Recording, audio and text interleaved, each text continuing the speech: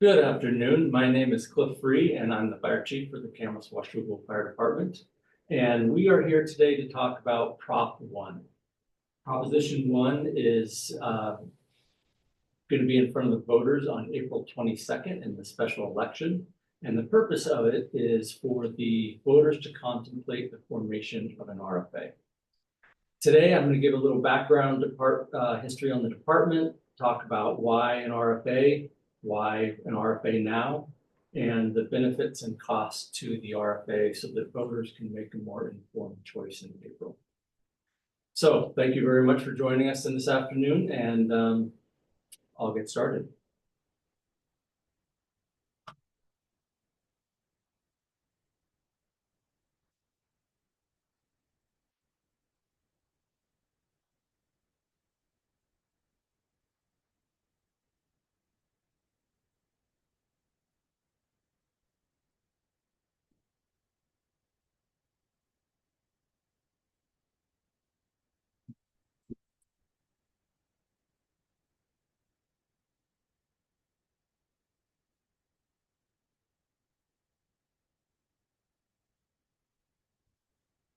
Okay, a little history on the Camas and Washougal Fire Department. In 2014, the cities of Camas and Washougal came into an agreement called an ILA to merge the city's fire departments. This combined us into a combined agency providing fire and EMS services. This formally introduced the name the Camas and Washougal Fire Department. The department is funded by both cities, but it's administered by the city of Camas.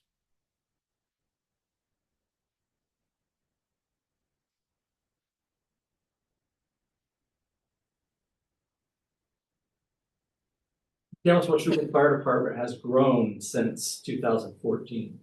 And I think that it's a little disingenuous to say that our arrangement, our partnership with Washougal didn't start until 2014.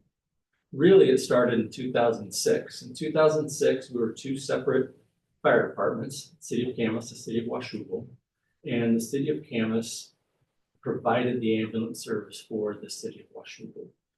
However, all of the ambulances were stationed in Station 41 in the center of Camas, and when an EMS call dropped in the city of Washougal, they would respond from there. And what we noticed over time is that as the call volume increased in Washougal, it was necessary to try to get better access to those Washougal calls with the transport ambulance. So in 2006, we moved the ambulance to the city of Washougal. In 2008, we moved the ambulance from the city of Washougal into the Washougal Fire Station.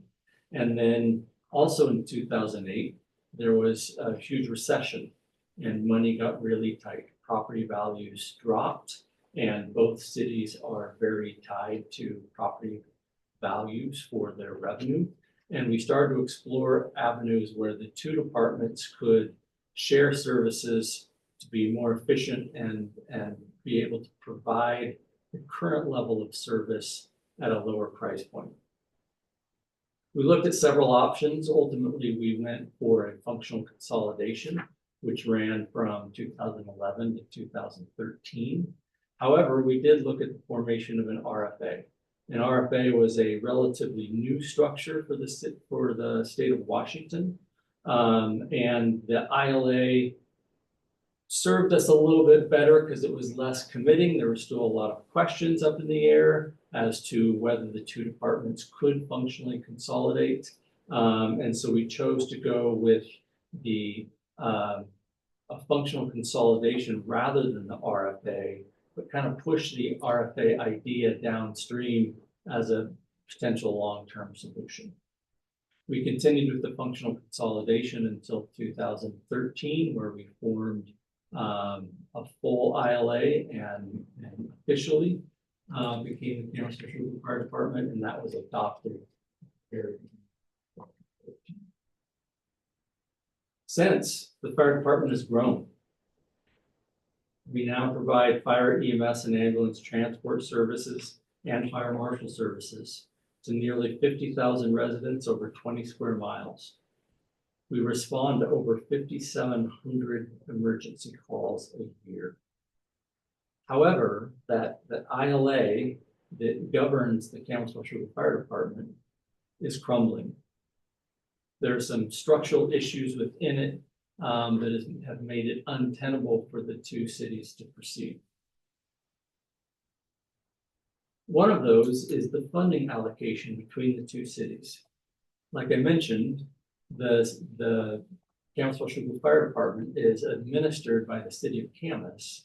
However, the cost is divided between the two cities. And the funding allocation uses kind of a complicated factors like proportional structural AV, call volumes, and population. Over time, changes in these factors have shifted cost ratios between the two cities, creating a disparity between the effective fire EMS levy rates paid by homeowners. So the way this works is that we know how much the fire department costs, the expenditures for the year, and that runs through a allocation formula utilizing structural AV, call volume, population, and it's determined coming out of that formula how much the city of Washougal needs to contribute, how much the city of Camas needs to contribute. The disparity is that if you take the amount that the city of Washougal is to contribute, and you spread that evenly over all of the homeowners, all the taxpayers in the city of Washougal, that gives an effective levy rate for fire and emergency services, the amount that they pay for fire and emergency services. And Washougal does the same thing. In Washougal, the levy rate, the cents per thousand that they pay for fire and emergency services has transitioned to be higher than what the residents of Camas pay for the same service. And those numbers are, in the city of Washougal, they pay about 88 cents per thousand of their general property tax that just goes to fire and EMS. In Camas, that rate is between 60 and 70, or 60 and 72 cents per thousand. So if you owned, say, a $500,000 house, and it was on the west side of Bleckner in Camas, you would pay 60 cents per thousand for fire and EMS services. If you were across the street, 50 yards east in Washougal, that same $500,000 house would pay 88 cents per thousand for EMS services. This inequity is a significant issue with the current ILA that governs the CWFD. Additionally, the two cities have separate governance. Oftentimes, there's a conflict about how best to manage the department's needs and growth. It's very hard to get a fire initiative through getting cities. Two different cities with two different mayors, a city manager, a city administrator, and two 7-person city council. Governing ILA has been insufficient to advance the department's growth to county, state, and national safety standards as service demands grow. I'll talk about this a little bit later in terms of staffing and some other things. These are currently issues that have made the ILA, the interlocal agreement that binds Camas and Washougal fire departments together, untenable for both cities.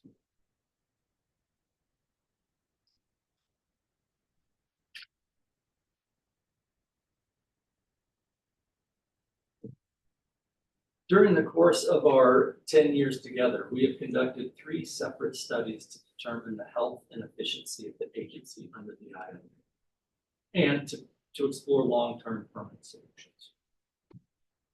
The first of these was an EMS delivery system assessment in 2017. So this was essentially looking at our delivery system. Is the product that we are, Camas and Washougal Fire Department, providing a sustainable, efficient, and good quality product for the citizens of Camas and Washougal? And the results of that study clearly determined that we have put together a highly efficient package of both transport, EMS ambulance, and fire suppression services. The recommendation was do not change that. Do not break apart. You are stronger together than you are apart. Do not drop the ambulance. If you make any of these changes, service will go down. You will likely never get that service back. So whatever you do, don't change that model. However, you are coming up against some long-term financial insustainability. You need to address that. And their recommendation was to pursue an RFA. The cities decided to continue on their current course and push that decision down the road for a later date.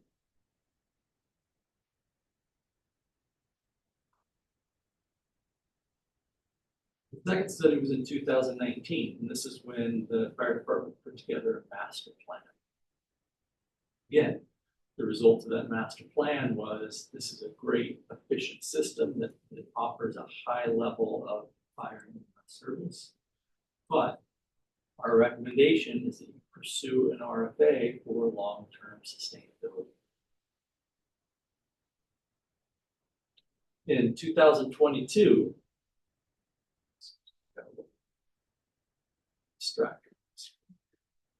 in 2022, the cities underwent an alternative partner analysis. And this was a slightly different focus. It wasn't fire and EMS related. These were financial consultants trying to look at all of the options of governance that the CWFD could evolve into that would procure long-term economic sustainability. And their recommendation was the same as the prior two studies that said an RFA is really the best choice for Camas and Washougal Fire Department to pursue to iron out the issues currently in the ILA and to present a sustainable model.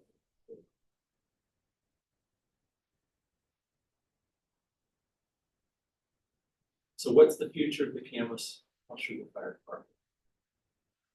The ILA expired at the end of 2023. In the two cities, and built into the ILA is the ability to renew for 10 years with agreement of both cities. Neither city was willing to agree to a rollover of that 10-year. They did make a 1 year or a 1 month extension to the ILA to allow them to pursue options in the interim. In that 1 month, they wrote an addendum that extended the ILA for 2 years. And the terms of that amendment are that the cities of Camas and Washougal pursue an RFA. They form an RFA committee. They form an RFA plan. Both cities are willing to approve and put to the voters in April of 2025 to vote on potentially creating an RFA. The language in that amendment is very clear. If the formation of an RFA fails to pass, the party shall commence the termination process with the final termination date of December 31, 2026. So here we are at this junction. The ILA is, if the RFA does not pass, the RFA will commence termination, and it will separate the two cities back into their original structure, which is a Washougal Fire Department and a Camas Fire Department. That is the default plan in the ILA should either party or both parties decide to terminate. Or we pass an RFA. So what is an RFA?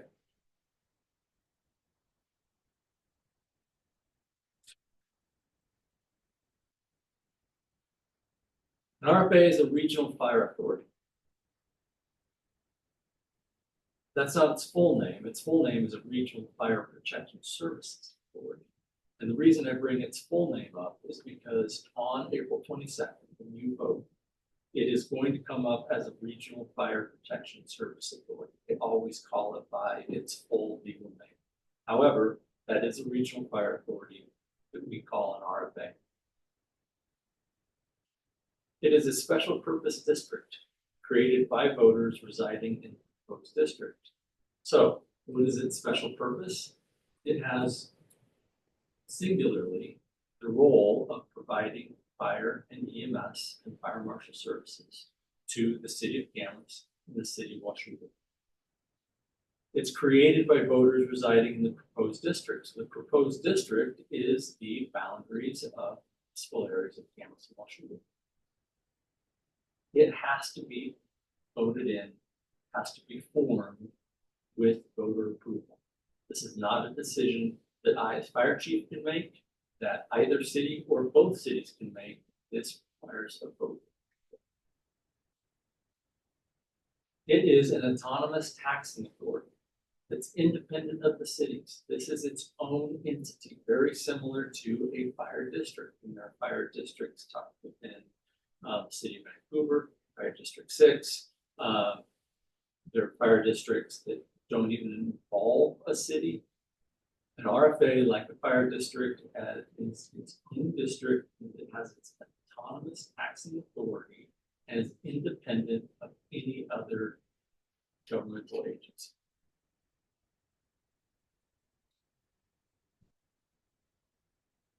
That RFA is governed by an elected board of commissioners. We'll talk about this a little bit later.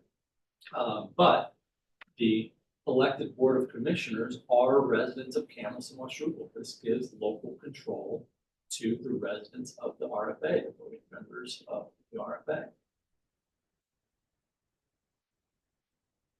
There is a maximum of 1% increase per year without voter approval.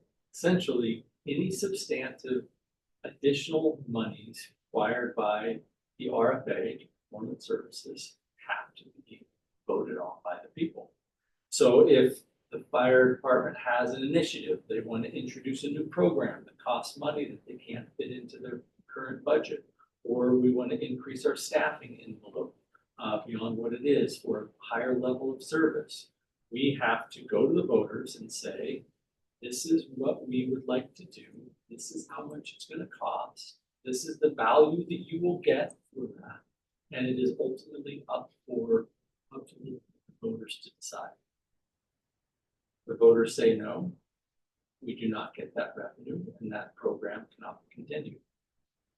The 1% per year is not a substantial or substantive increase in voted funds. So the way this works is on the first year, and we'll talk about the rate is $1.05 per thousand. First year, all residents of the RFA pay $1.05 of the assessed value of their home. The following year, 2026, the amount of money collected by the RFA from that $1.05,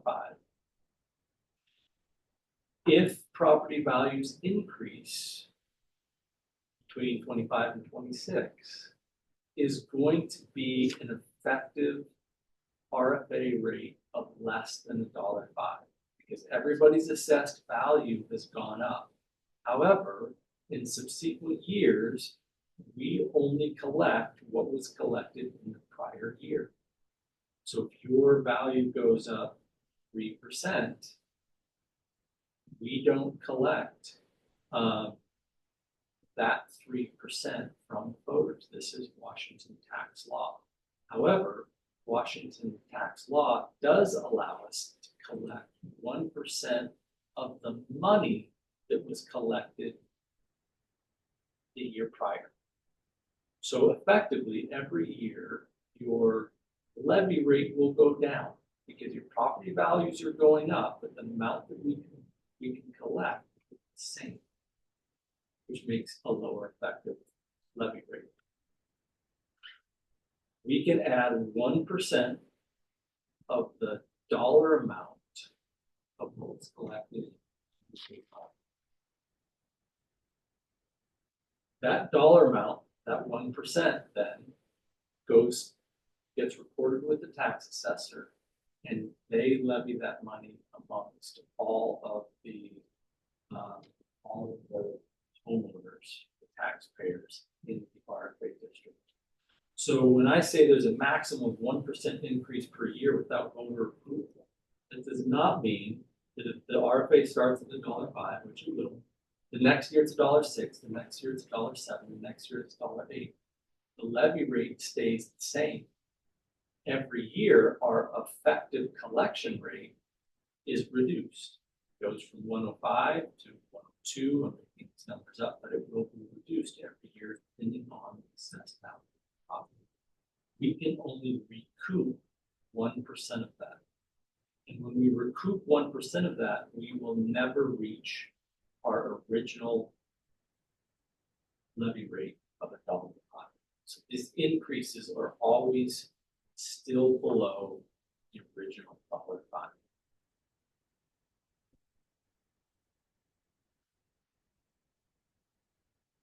The tax system in the state of Washington is very difficult. There are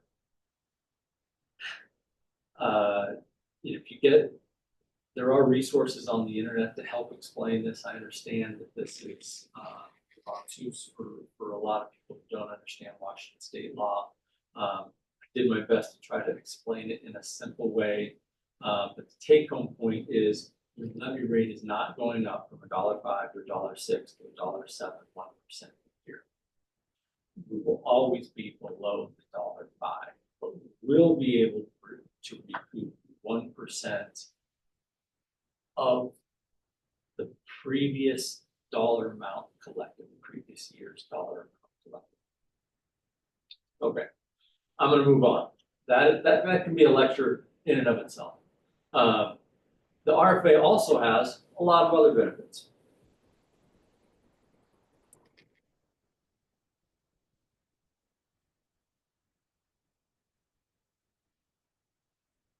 Municipal equity. The ILA, or the RFA, forces residents of Camas and Washougal to pay the same rate for the same services. This is the equity that we are looking for. This is the equity that is currently not in place with the ILA. It needs to be in place. There's voter control of the tax rate. Increases must be approved by you guys, voters. There's dedicated funding for fire and EMS. This keeps the fire and EMS out of the general funds of the two cities, out of the two cities to be able to councilmatically decide to spend that money on other services. So when I say voter control of the tax rate is essentially what determines our budget. All of that money goes that you pay for the RFA, for fire and emergency services, goes towards fire and emergency services. There's a reduced out-of-pocket cost for ambulance transport, and that reduction is to zero. If you are a resident of the RFA and you get transported to the hospital by ambulance, if you have a copay, if you have an out-of-pocket obligation, depending on what insurance umbrella that you have, the RFA will waive that out-of-pocket cost that you would have.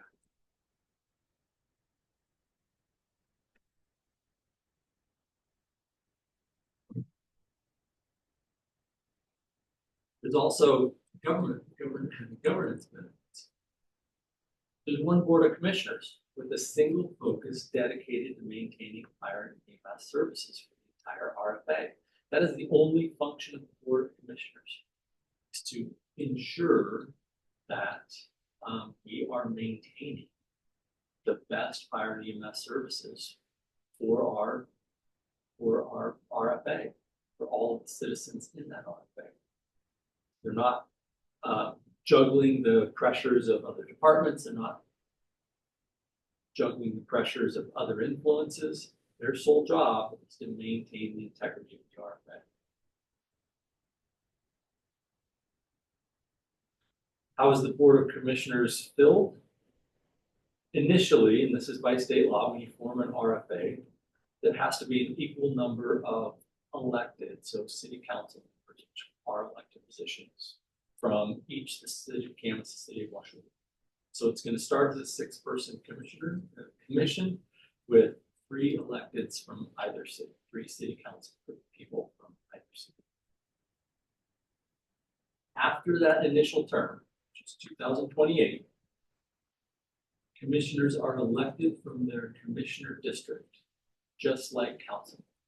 So the entire RFA has been broken into 5 equal commissioner districts. And each one of those commissioner districts will have a commissioner that's voted on that makes up the board of commissioners, or makes up a seat on the board of commissioners. There is a caveat, and that is a member of each city council can be appointed as a commissioner. So if either city decides to appoint one of their city council people to sit on that board as a board commissioner,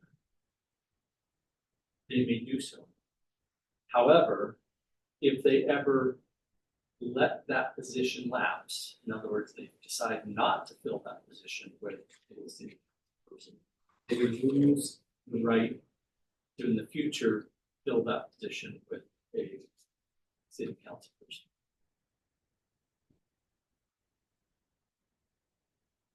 An RFA provides transparent government. The agency will be subject to state audits and reporting, allowing for a greater detail without being included in all the city services. We're not just going to be lumped into a cadre of other services provided by either city.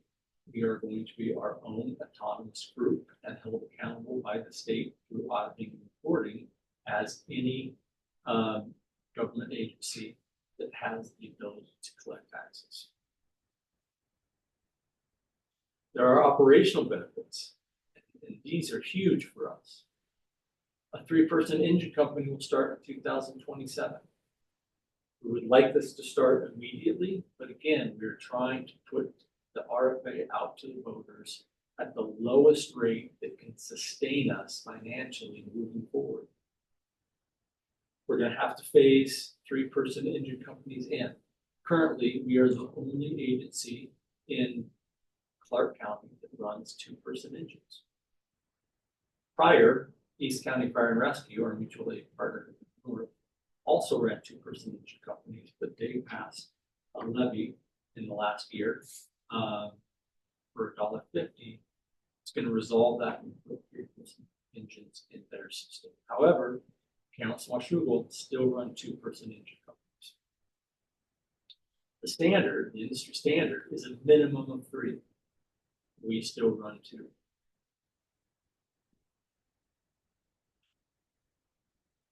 Three-person engine companies, establishing 3-person engine companies, will ensure that the first arriving engine can immediately commence a known rescue and destruction fire. From a fire chief's perspective, this is paramount. For a known rescue, we need to be able to have the capacity. The first apparatus that arrives to that scene can enact a known rescue. This is at the most basic level and consistent with what our mission is: preserve life, preserve property.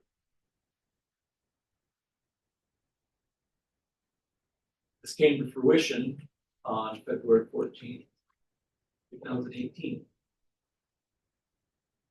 2 people arrived in an apparatus to a house that had smoke coming from it.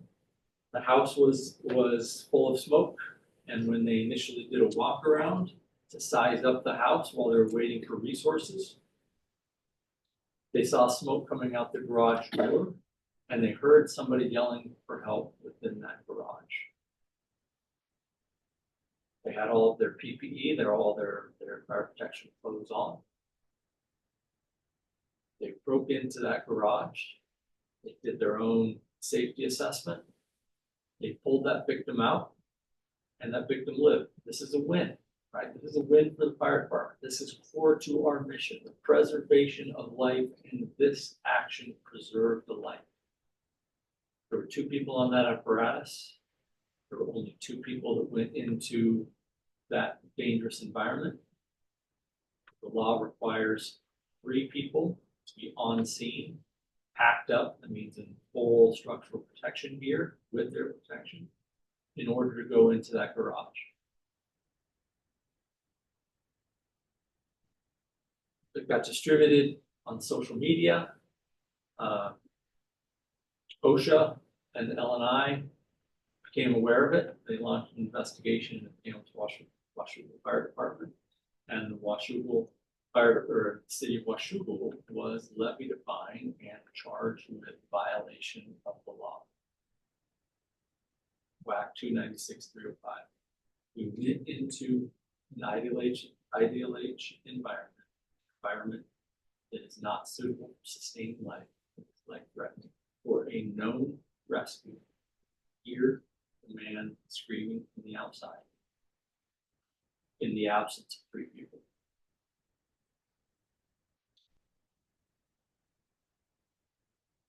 We need to ensure, at a minimum, that our engines are staffed appropriately so that the first arriving engine on a scene can enact known risk of rescue. But there's lots of other advantages to having a 3-person engine company. It adds additional manpower for complex scenes. And these were our bread and butter calls. Let's just take an MVA. MVA is a motor vehicle accident. Happens every day, Camas and Washougal. There's a lot of cars navigating a lot of miles of roadway. These cars, due to inattention, due to weather, due to bad luck, collide. Bad judgment. Sometimes they collide with each other. Sometimes they collide with stationary objects. Cars are heavy. When they are moving and they hit another object, it creates a lot of force and it crumples that car.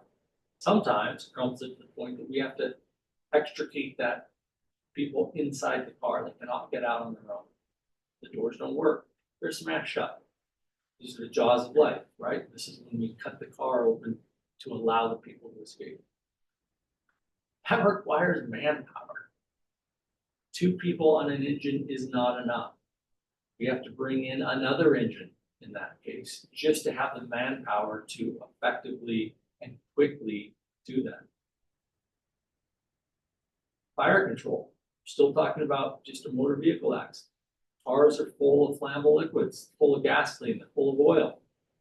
We have to ensure that we can protect that scene from ignition, from a fire.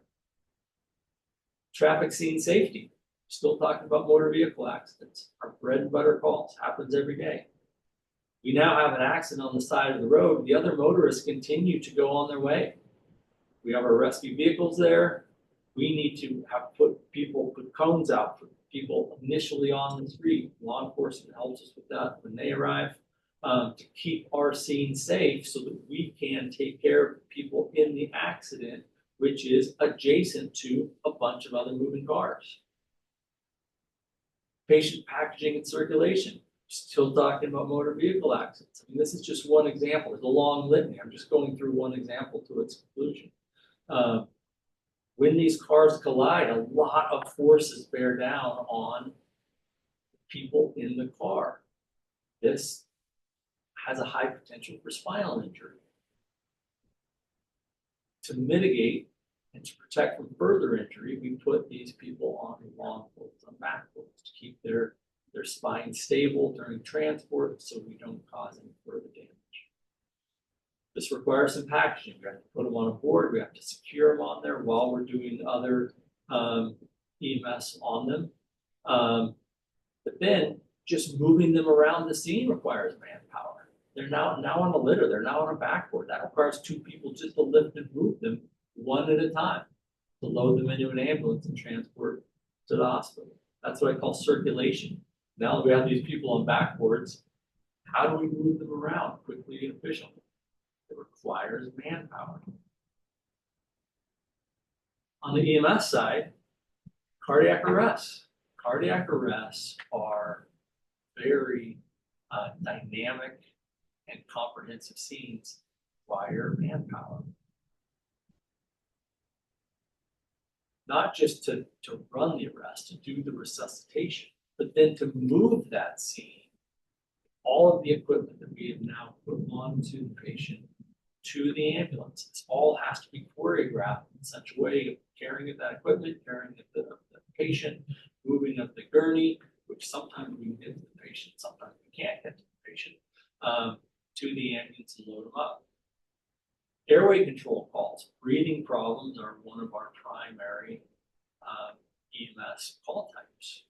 Sometimes we can mitigate that. Sometimes we can resolve that. Sometimes we cannot. Sometimes we have to control it. In other words, we have to give them a paralytic. We have to put a tube down the throat. We have to effectively breathe for them.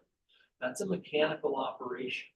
Once we paralyze someone and start breathing from them, we have to manually ventilate. That requires a person who can do nothing else for the remainder of that call other than doing that. Currently, when that happens, or after cardiac arrest, or after any other critical call that requires 2 people to maintain EMS care, we have to steal a rider from the engine to load them up in the ambulance and go. Ambulance is staffed with 2 people, and one of them's got to drive. In order to have 2 people in the back to care for the patient, do on critical calls, we have to draw a person from a different apparatus. So typically we draw them from the engine. This leaves the 2, we call these people riders. This leaves the 2-person engine that rider arrived at the scene on in the back of the ambulance transported to the hospital. It leaves that engine with only 1 person. An engine cannot effectively operate with 1 person. So now we've had to pull that apparatus out of service until the 2nd person from that engine comes back from the hospital, delivering the patient to the hospital. If we had a 3-person engine company, we would draw that rider from that 3-person engine company. They would transport the patient to the hospital in the ambulance. The fire engine, at least could operate as 2 people, like we currently are now. It would still be in service. We would not have to drop that apparatus from service. This increases our response capacity. Shorter scene times, less units out of service equals a greater response capacity. 3-person engine companies also increase our effective response force. NFPA 1710. Now, NFPA is a standard designed by the National Fire Protection Agency. This is not a state law. This is a national standard. Some NFPAs are state law if they are referenced by RCW. This one is not, but it is a national standard for fire departments across the country. The standard is a minimum of 15 firefighters for an effective response to a fire in a single-family dwelling. CWFD only has 13 total staff on per day. We can't even, if everybody responds to our simplest structure fire, a single-family dwelling, we cannot muster the national standard for the number of firefighters on scene. It requires an apparatus from a neighboring district and their personnel to meet that minimum. Even if everybody on shift is available when that fire call drops. 3-person engine standard is a standard across the county. It's a standard across the state. It's a standard across the nation. Camas and Washougal Fire Department, the only department in Clark County that runs 2%. The RFA will resolve that. All of these are additional benefits of the RFA, but it comes at a cost. And I'm going to walk through what that cost is.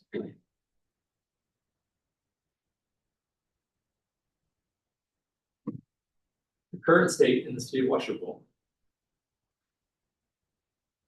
has an average assessed value home of $583,000. For that $583,000, the current property tax rate is $1.55 per thousand for all city services.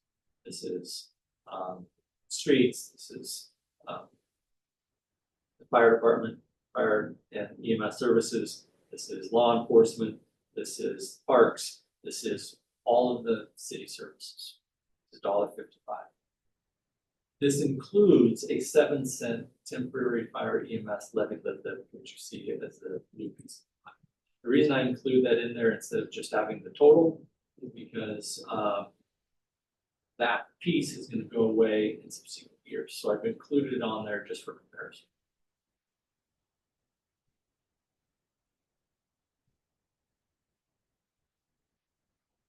So for that $583,000 house, the estimated annual tax is $904.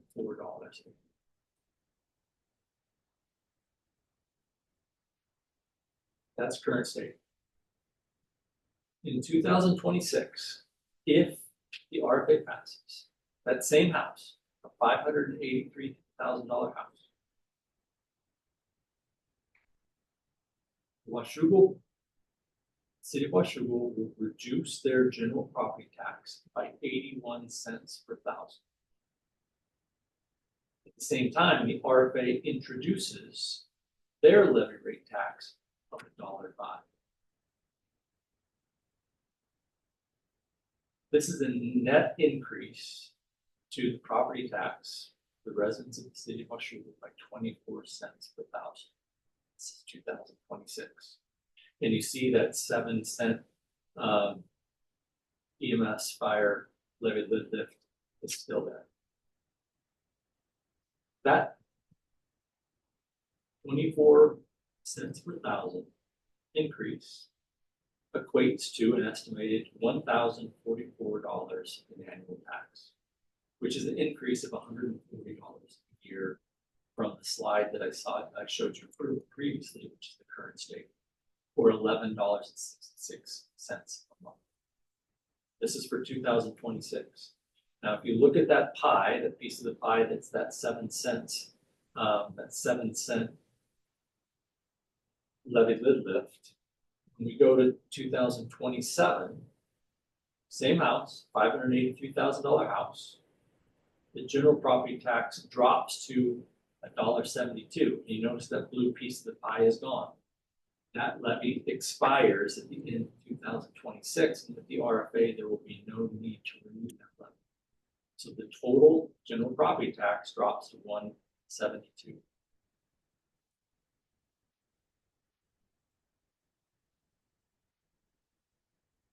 That reduces the net increase of 24 cents in 26 to 17 cents in 2027 for $1,000 of assessed value. The estimated annual tax for that same $583,000 house is $1,327, which is less than it was in 26. And there was still that EMS levy on the books. This is a net increase of $99 a year, and or $8.25 a month. So by 27, the additional cost of the RFA to the Washougal homeowners is estimated to be $100 a year, $8.25 a month. It's going to take us a year to get there. It's going to start a little bit higher in 26. it'll be reduced to $99.20. This $1.05 you see in the gold brown color is the effective RFA tax rate. That is applied to both the city of Washougal and the city of Camas equally. They both pay the same levy rate.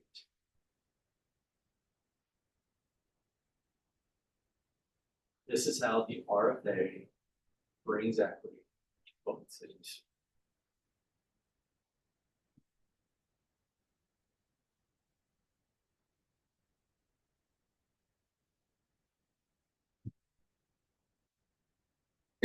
In closing, Camas and Washougal Proposition 1 is going to be on the ballot April 22nd. Our departments are stronger and more efficient together than apart. The ILA that governs the combined department is expiring, and it's created inequity between the tax rates of the two cities. An RFA has been recommended by 3 independent studies as the best governance. The RFA equalizes the levy rate for fire and EMS services between both cities. It provides stable, long-term funding for planning, for capital replacement, for reserve fund. It enhances our level of service. It eliminates out-of-pocket costs for ambulance transport. All of these things, all of these reasons, all of these benefits of the RFA, they correct the current problems with the ILA, and they introduce further advantages by being the RFA. All of these are the reasons that we are going out to the voters April 22nd to consider passing Proposition 1 to reform the RFA. Please ask any questions that would help you in making an informed decision. I am here now, maybe a little bit awkward, being a virtual question and answer period of time, but we do have another open house if you feel it'd be easier to do this in person on April 8th at the Camas and Washougal Court at 7 o'clock, I believe, at 7 o'clock. Feel free to join us then. I will be in person as long as other staff that can answer all of your questions. And now I will remain here and answer any questions that come up. City Manager, Washougal City Manager David Scott is also with us, and he's going to be here to help answer any questions that you may have. And I'll let him introduce himself. Thank you, Cliff, and welcome to everybody that's participating in this virtual session. We're also recording this. I think that was mentioned. So if you're viewing this on a recording, welcome to the session.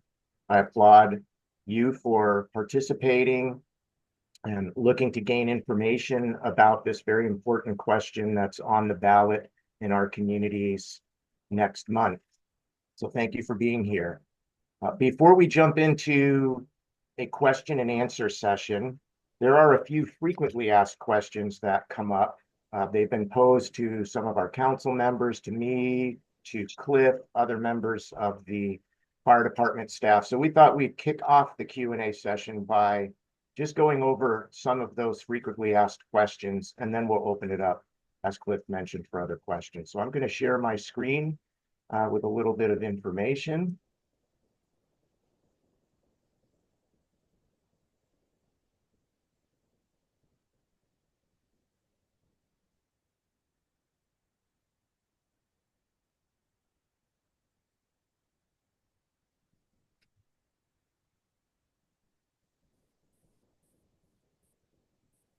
Is my screen showing, Cliff? It is not. Let me stop sharing. I think that's.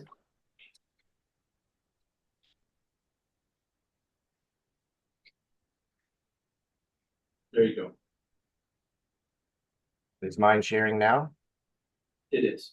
Okay, great. So, as Cliff mentioned, next month, this is on the ballot. And there's a number of questions that have come up, so we want to address those. The first one is the cost impact. Hey, David, can I interrupt you for a second? Yes. You're sharing on my screen, but not on the general screen. Give us a second. We'll see if we can work that out. Okay. Let me stop sharing and I'll start again. I am not sure.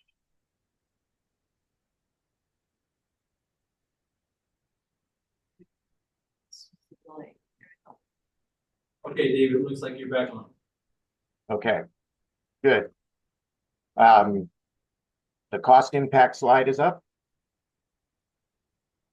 So this is a question that definitely comes up from members of the community. How much does it cost currently for a Washougal taxpayer for fire and EMS, and how much will it cost if we do the RFA? Cliff provided an overview of that. We've got a little bit more information to share on that, just another way of presenting what he shared.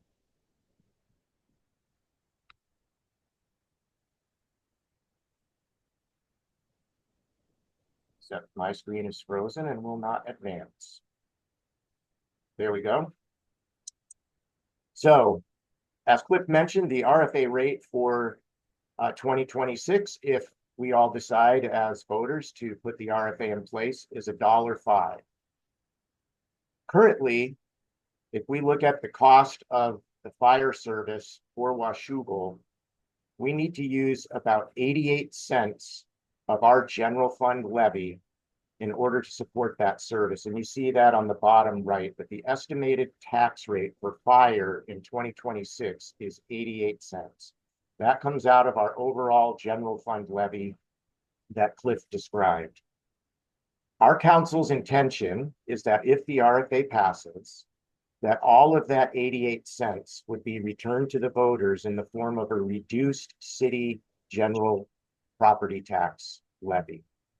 And that will happen over 2 years, as Cliff mentioned. In 2026, the council will proactively reduce the city tax rate by 81 cents. And then the following year, in 2027, our fire and EMS levy lid lift will expire. 7 cents will come off the books. We won't need to renew that fire and EMS levy, which is something that we've used since the early part of the 2000s, and it's been renewed several times by the voters. And when you take that 7 cents off, you equal the 88 cents. And so it's whatever we're spending for it. If there was not an RFA in 2026, if we do the RFA, the council's going to give what we're spending back to the voters, and that's the 88 cents. That's a net increase of 17 cents after the expiration of the lid lift.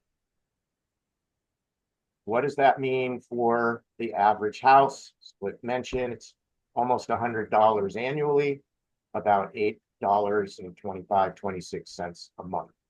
So that will be the cost, and the value proposition with this is 3-person engine companies and the benefits that that brings, the free ambulance ride, and an equity between our residents in Washougal and our neighbors in Camas in terms of all of us now paying the same rate, whereas now we're not paying the same rate.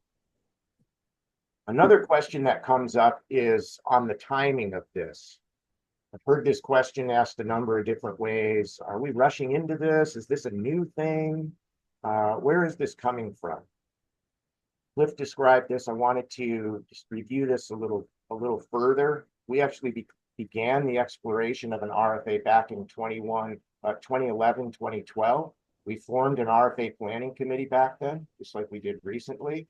A lot of work went into that, but the conclusion at the time was because of the newness of it and some other dynamics, the interlocal agreement approach was the preferred approach, but there was sort of this informal commitment that, we need to revisit the RFA in the future.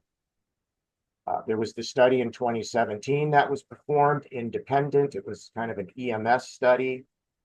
Similar RFA was pointed 2022 as a preferred path forward. The decision was to defer that consideration a bit longer. There was a master plan that was done, different study than what was done in 2017, looking at the full scope of the department, similarly concluded that an RFA was the preferred path forward. But also similarly, the councils decided at the time that the decision to move forward with the RFA would be deferred a little bit further. And part of the reason for that is the councils wanted to have an independent third-party detailed financial and governance analysis.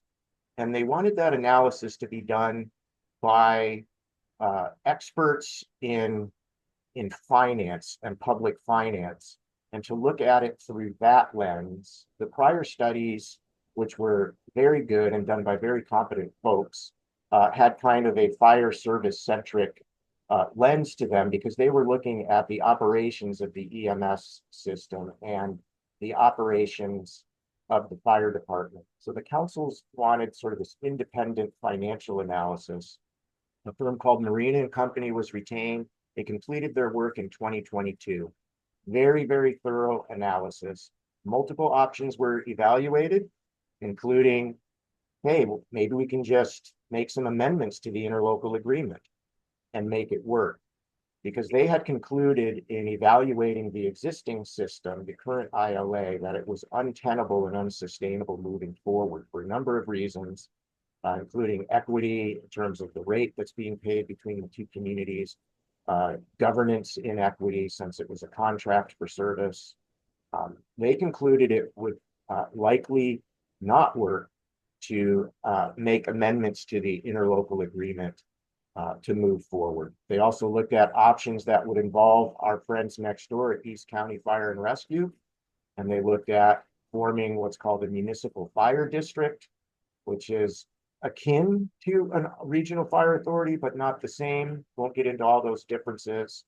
But again, their strong conclusion was that the RFA be identified as the preferred option. So based on this very comprehensive independent financial analysis done by these third parties, the councils again formed an RFA planning committee, which is a process that's required in state law, and that's led to the current proposal. So we've been at this RFA conversation for almost 15 years, and I think ever since they were initiated in the state, there's probably been some discussion about that.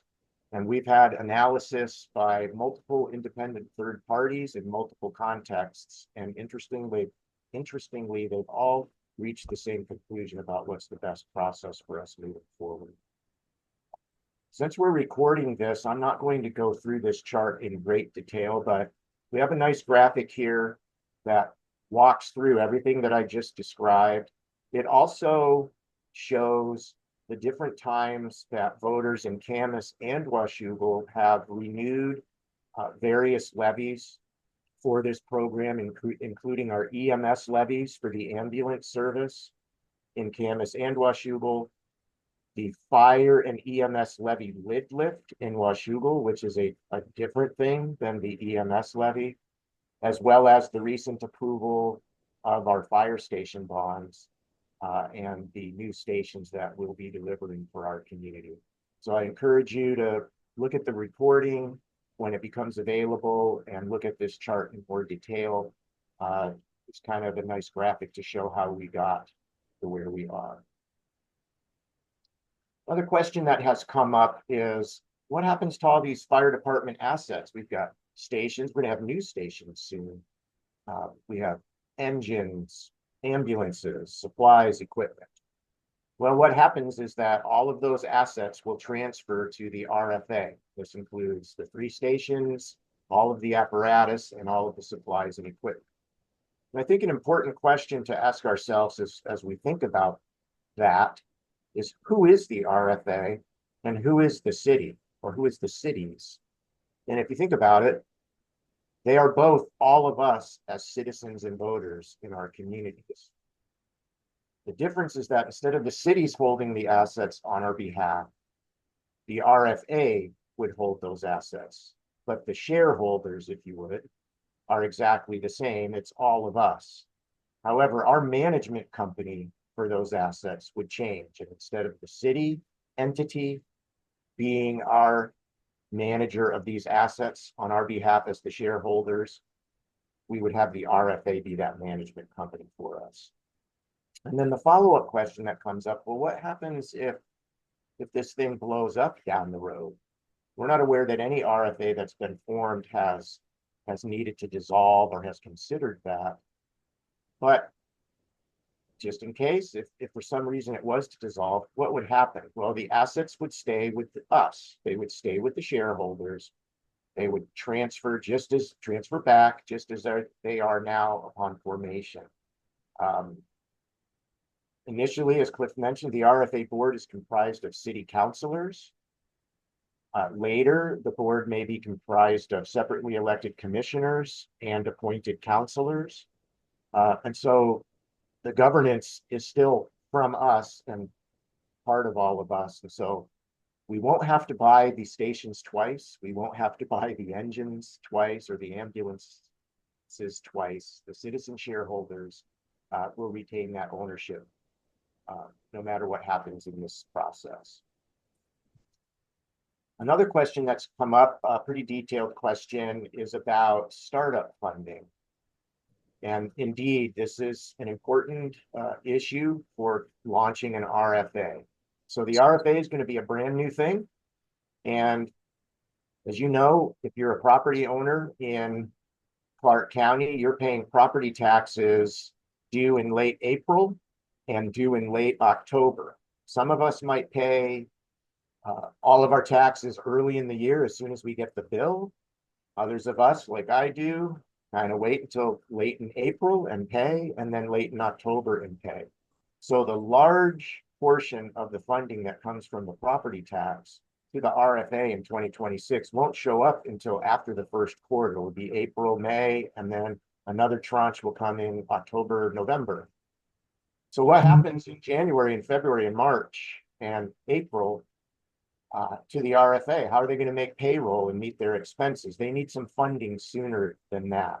So what the cities are going to do is together loan the RFA, I believe, to approximately 4.4 million, plus or minus, and we will share that proportionately between the cities. And this will be repaid over 3 years from the RFA back to the cities at the same interest rate that the cities can get if we were to invest those reserve funds in what's called the LGIP, the Local Government Investment Pool.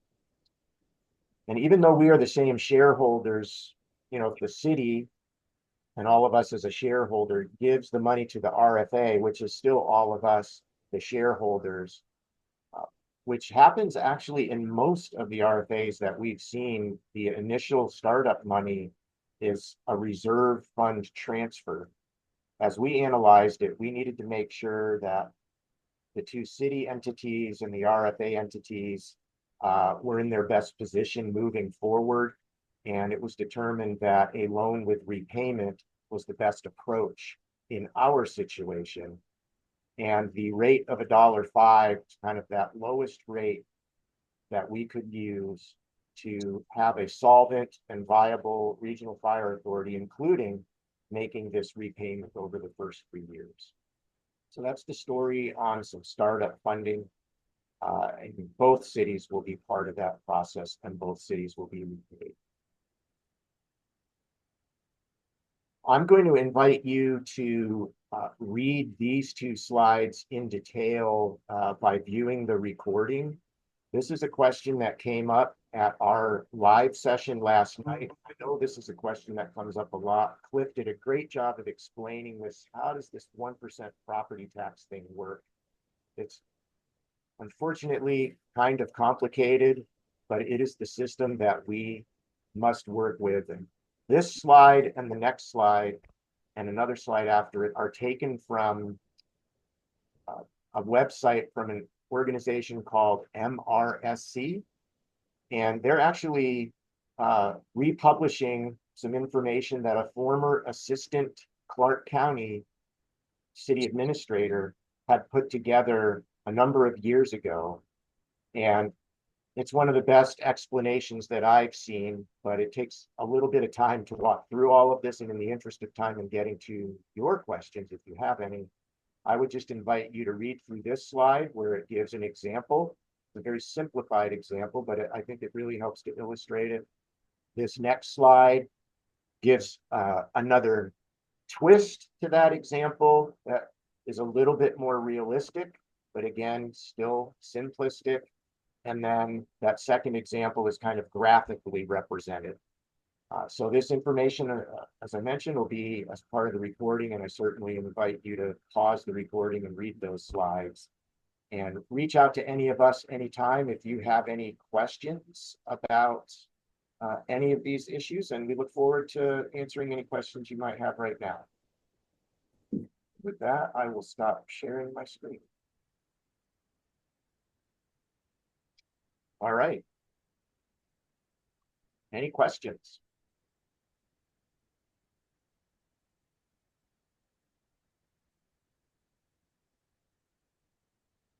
Flip, I don't see anybody raising their hand on the Zoom app. Rose, am I seeing that correctly? That's correct. I don't see any hands raised. Okay. Well, I can confirm, David, they were still awake when I finished. Okay. Thank you, Flip. Well, seeing no questions, I want to thank all of you again for taking your time to be part of this process and to learn about this important issue. Urge you to get out and vote and make yourself informed. Thanks very much. Thank you, Cliff. Thanks, Dave.